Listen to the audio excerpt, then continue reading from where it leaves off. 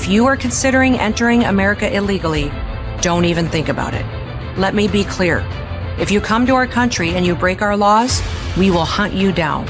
Criminals are not welcome in the United States. Immigration and Customs Enforcement has launched nationwide operations targeting unaccompanied immigrant children with the goal of either deporting them or pursuing legal action against them and their sponsors, according to internal documents and sources familiar with the efforts.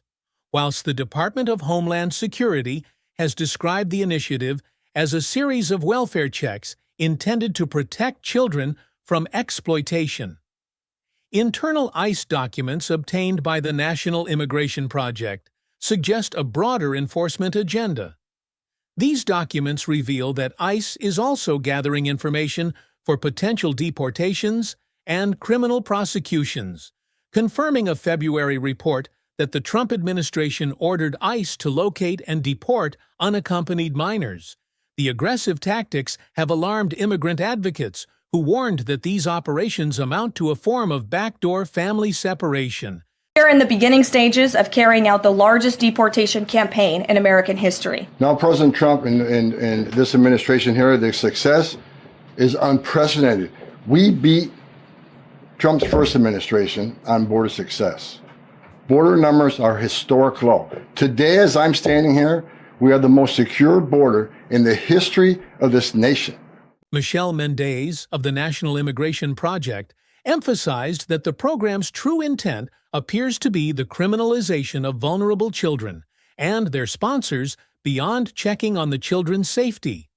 ICE agents are reportedly assessing whether the minors pose a flight risk or a threat to public safety, raising additional concerns among immigration attorneys that enforcement rather than welfare is the true objective.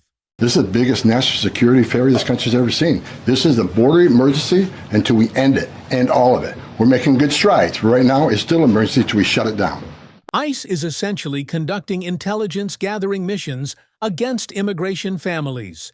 Particularly troubling is ISIS. Focus on minors alleged to have gang or terrorist affiliations. The Trump regime has recently increased arrests and deportations of immigrants, particularly Salvadorans and Venezuelans, based on thin evidence of gang ties and relying on the rarely invoked 1798 Alien Enemies Act. This aggressive use of flimsy allegations to justify removals has prompted legal challenges and fears for the integrity of the judicial process. Remember, Trump is not deporting people back to their home country. He is deporting people to an El Salvadorian prison, effectively a concentration camp in a place far away from where the migrant came from. Or settled in one recent incident, ICE agents visited a 16-year-old girl in Washington state, supposedly for a welfare check. Samuel Smith, director of Immigrant Legal Services at Manzanita House, said the girl was terrified and confused during the encounter, fearing her life would be upended. It's reported that multiple federal agencies are now conducting similar welfare checks and sharing information with ICE, further blurring the line between child protection and immigration enforcement. Internal documents indicate that ISIS enforcement and removals operations and Homeland Security investigations are jointly conducting these operations. Arrow manages deportations, while HSI typically handles international criminal investigations, but has taken on a larger domestic enforcement role. Under the Trump regime, the ICE guidance directs Arrow to enforce removal orders and HSI to explore potential criminal charges against unaccompanied minors. What we did is remove children with their mothers who requested the children depart with them. This was a parental decision, parenting 101. The mothers made that choice. And I tell you what, if we didn't do it, the story today would be Trump administration separating families again. Unaccompanied minors who reach the U.S. are typically processed by Customs and Border Protection, and then placed under the care of the Office of Refugee Resettlement or at the Department of Health and Human Services. From there, they're often released to sponsors, usually family members, after a vetting process. Humane legal asylum seeking and immigration. Historically, the ORR operated independently of the DHS to handle child migrants with a humanitarian approach. However, under Trump, the ORR began sharing information with ICE, a practice that the Biden administration curtailed, but which has since been reinstated under Trump's second term. Advocates fear this revived data sharing will be used to arrest and deport sponsors, many of whom are undocumented. Meanwhile, legal services for unaccompanied children have been slashed, despite court orders, leaving many minors without adequate representation. As they navigate complex immigration proceedings, Trump allies have frequently claimed, often without evidence, that unaccompanied minor trafficked into the country. Critics argue that while trafficking does occur, it's relatively rare, and the vast majority of children are placed with safe, supportive sponsors. Meanwhile, a mother deported to Honduras was given less than 2 minutes by immigration agents to speak with her partner about the fate of their children, one of whom is a 2-year-old U.S. citizen. You choose to have a U.S. citizen child while you're here illegally, that's on you. But it's not going to make you immune from the law. You got to make a parental decision. Leave the child here or take him with you. Grace Willis, a lawyer for the 2-year-old, said the mother was arrested along with her 2 children last week during a routine check-in with Immigration and Customs Enforcement. Willis said ICE denied everybody the ability to contact the mother for days after the arrest. She was eventually allowed to speak on the phone with her partner.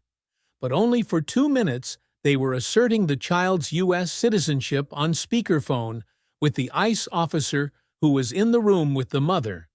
As soon as the father started providing the phone number for an attorney, the ICE officer hung up the phone. That was the last time they spoke to each other until the mother landed in Honduras.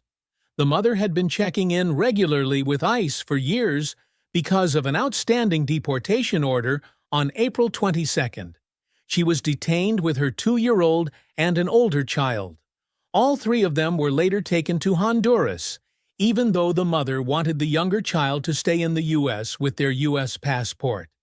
The Trump regime has insisted the mother wanted her children to be brought to Honduras, along with her citing a letter she wrote by hand stating, "My child will come with me." When a parent says, I want my 2-year-old baby to go with me, we made that happen. The lawyer argued, however, that the mother was forced to write that letter. She was never provided an opportunity to make a different choice. She never had an opportunity to speak with a lawyer, to speak with the child's father, or to make any other different decision. A U.S. district judge has scheduled the hearing for the case for May 16th, in the interest of dispelling our strong suspicion that the government just deported a U.S. citizen with no meaningful process. The revelations contradict the Trump regime's claims that U.S. citizen children were deported after their mothers requested the children to leave with them. There are countless examples of abject cruelty on behalf of the Trump regime, bypassing the courts, denying due process, and sealing the fate of thousands of hard-working people who've just tried to make a life in the United States, working hard, contributing, paying taxes, who have their dreams shattered by a racist, xenophobic, and cruel regime determined to whitewash America, its past, and its future. Good job. If you try to enter illegally, you will be caught. You will be removed, and you will never return. Follow the law, and you'll find opportunity. If you break it, you'll find consequences.